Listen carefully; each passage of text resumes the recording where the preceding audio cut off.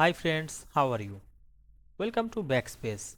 In this tutorial, we will learn how to change the paper size of only one specific page in Microsoft Word without affecting the rest of your document.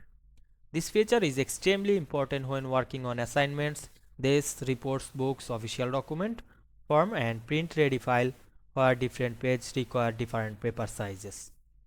Many users think paper size applies to the entire document only.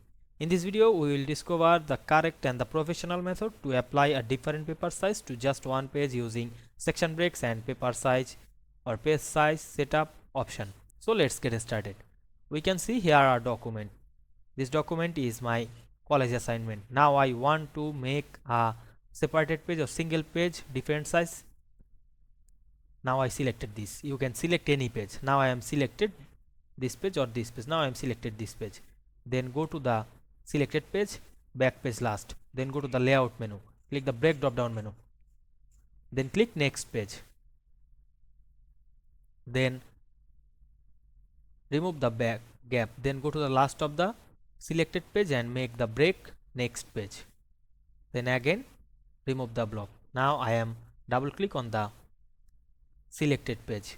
On header we can see here the before page is section 1 and the selected page is section 2 and the after all page is section 3.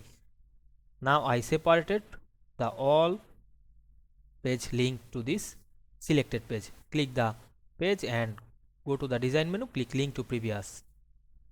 Then we turn off the link. Then to go to the next page and click link to previous.